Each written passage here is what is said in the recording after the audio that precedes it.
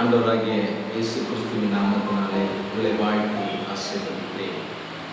ஒரு நாள் வசனங்களை பார்த்து நாம் எப்படி ஜெபிக்க வேண்டும் என்கிற காரியத்தை நாம் அறிந்து கொள்வோமே. ஆனால் கண்டிப்பாக நம் ஆவிக்குரிய வாழ்க்கையில் நாம் செய்கிற ஒவ்வொரு ஜெபத்திற்கும் கர்த்தர் கண்டிப்பாக கொடுப்பார். வேதம் சொல்கிறது, கர்த்தர் மேல் உன் பாரத்தை வைத்துவிடு, அவர் உன்னை ஆதரிப்பார், நீதிமானை ஒருபோதும் தள்ளாட விட்டார் என்று சங்கீதம் 55:22 வசனத்தில் நாம் பார்க்கிறோம். நாம் தேவனே, எல்லா சூழ்நிலையிலும் நாம் தேவனை நோக்கி பார்க்கும்போது தேவன் நமக்கு நிச்சயமாக விடுதலை கொடுப்பார்.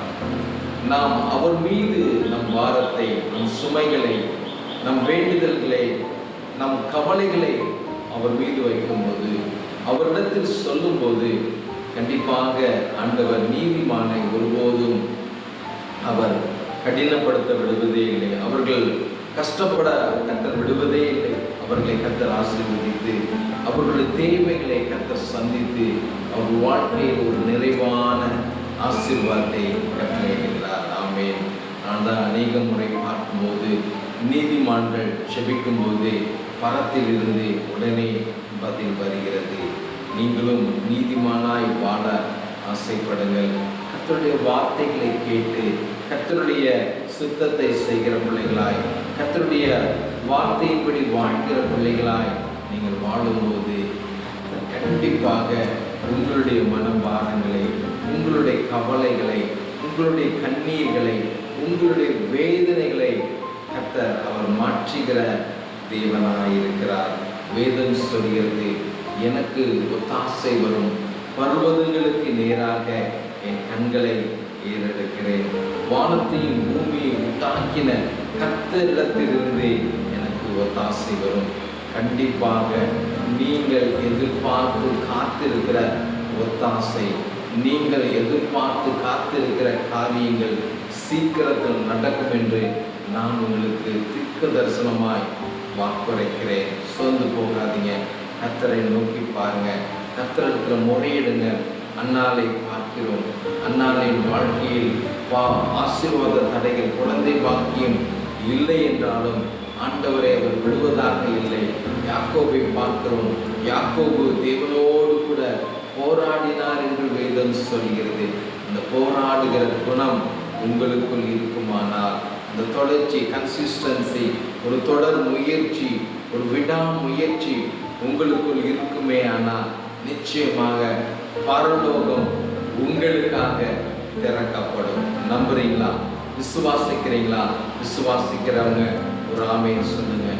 நீங்களும் ஜெப வீரர்களாய், ஜெபத்தில் வல்லவர்களாய் மாற கர்த்தர் உங்களுக்கு உதவி செய்வார். இந்த ஏழை கூப்பிட்டான், கர்த்தர் கேட்டு, கர்த்தர் நிச்சயமாய் அவர் எல்லாருடைய ஜெபங்களையும் கேட்கிற தேவனாய் இருக்கிறார். ஒருவருடைய ஜெபத்தையும் அவர் புறம்பே தள்ளுவதில்லை என்று வேதம் சொல்கிறது. நீங்கள் நீதிமானாய் வாழும்போது, உண்மையாய் வாழும்போது, பரிசுத்தமாய் வாழும்போது தேவன் சொல்கிறார், உங்களை நீங்கள் பரிசுத்தப்படுத்திக் கொள்ளுங்கள், நாளைக்கு அற்புதத்தை காண்பீர்கள். உங்கள் வாழ்க்கையில ஒருவேளை பரிசுத்த குலைச்சல் இருக்குமானால், தேவனுக்கு பிரியமில்லாத காரியங்கள் இருக்குமானால் அதை இப்பொழுதே விட்டுவிட்டு விலகி விடுங்கள். அதை விட்டு நீங்கள் விலகி ஓடி வாருங்கள். கண்டிப்பாக தேவன் உங்கள் வாழ்க்கையில், உங்கள் பிள்ளைங்க வாழ்க்கையில், உங்கள் குடும்ப வாழ்க்கையில், உங்கள் வேலையின் காரியத்தில், உங்கள் பிஸ்னஸில் ஒரு செழிப்பை, ஒரு ஆசீர்வாதத்தை தேவன் கட்டளையிடுவேன் என்று வாக்கு பண்ணுகிறார். நாம் அவரை நோக்கி கூப்பிட வேண்டும். அதிகாலையில் என்னை தேடுகிறவன் கண்டடைகிறான் என்று வேதம் சொல்கிறது. அவரை தேடத்தக்க சமயத்தில், அவரை கண்டடையத்தக்க சமயத்தில் தேட வேண்டும் என்று வேதம் சொல்கிறது. ஆம் தெய்வ பிள்ளைகளே, அதிகாலை ஜெபம் என்பது மிக மிக மிக அவசியம் ஒன்றாயிருக்கிறது.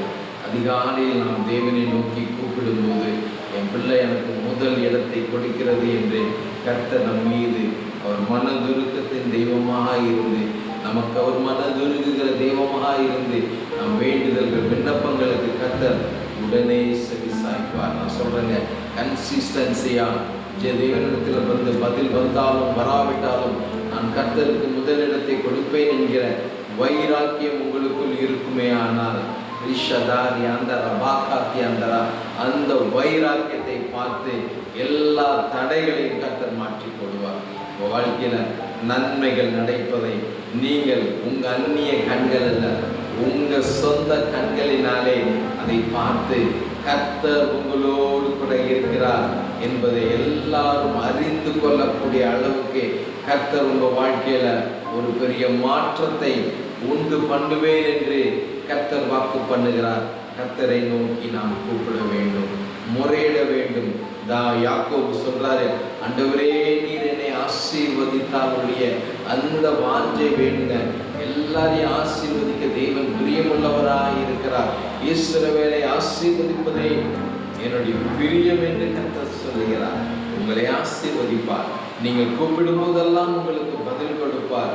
உங்களுடைய கூப்பிடுதல்களை கர்த்தர் கேட்டு உங்க வாழ்க்கையில போராட்டங்களை மாற்றுவேன் என்று வாக்கு பண்ணுகிறார். போராட்டங்கள் மாறும், பிரச்சனைகள் மாறும், வேதனைகள் மாறும்.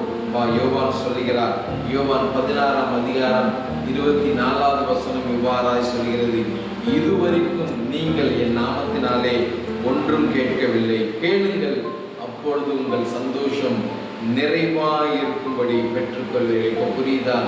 ஏன் உங்க வாழ்க்கையில தடை, ஏன் உங்க வாழ்க்கையில ஆசீர்வாத குறைவு, ஏன் உங்க வாழ்க்கையில போராட்டம் என்றால் நீங்கள் இன்னும் அதிகமாய் கேட்கவில்லை, தேவனிடத்தில் முறையிடவில்லை. ஆண்டவரே சொல்றாரு, கேளுங்கள், அப்பொழுது உங்கள் சந்தோஷம் நிறைவாயிருக்கும்படி. ஆமென். ரிவஷந்தார் யங்கதரா. இந்த நேரத்திலிருந்து, இந்த நிமிஷத்திலிருந்து கர்த்தரை நோக்கி கூப்பிட ஆரம்பிங்க. கர்த்தர் உடனே இறங்கி வருவார், உடனே பதில் கொடுப்பார். நீங்க சோர்வுகள் மாறும், பலவீனங்கள் மாறும், வேதனைகள் மாறும், கண்ணீர்கள் மாறும். புதிய மாற்றம், புதிய துவக்கத்தை கர்த்தர் கொடுப்பார். ஒரு தீர்மானம் எடுங்க. ஆண்டவரே, அதிகாலையில் எழுந்து உம்மை தேடுகிறவனாய் நான் மாறுவேன் என்கிற நிச்சயம், வைராக்கியம் உங்களுக்குள் வருமே. ஆனால் இன்று நாளையிலிருந்து நீங்கள் மாற்றத்தை எதிர்பார்க்கலாம், ஆசீர்வாதத்தை எதிர்பார்க்கலாம். கர்த்தர் செய்ய நினைத்த ஆசீர்வாதம் உங்கள் வாழ்க்கையில தடைப்படாது என்பதை நான் ஆணித்தரமாய் சொல்ல முடியும்.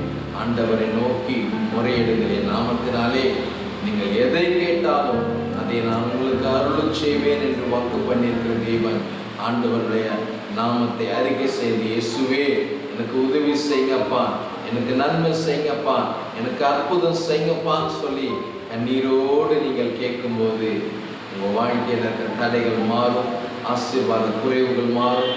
கர்த்தர் உங்களை ஆசீர்வதிப்பார். மேலும் என்னோடு பேச வேண்டும் என்கிற வாஞ்சை தாகம் உங்களுக்குள் வறுமையானால் என்னை நீங்கள் தொடர்பு கொள்ளுங்கள். கர்த்தர் உங்களுக்கு என்று சொல்கிற தீர்க்க தரிசன வார்த்தைகளை உங்களுக்கு சொல்லி உங்களுக்காக நான் ஜெபிக்க ஆயத்தமாக இருக்கிறேன். I am pastor and prophet B. Benjamin Newton. I am in Trichy. நேரில் பார்க்க விருப்பம் உள்ளவங்க திருச்சி மற்றும் வெள்ளக்கோயில் பகுதிக்கு நேரில் வாங்க. கர்த்தர் உங்களை ஆசீர்வதித்து நிறைவாய் வழி நடத்துவார். Thank you. God bless you. Amen.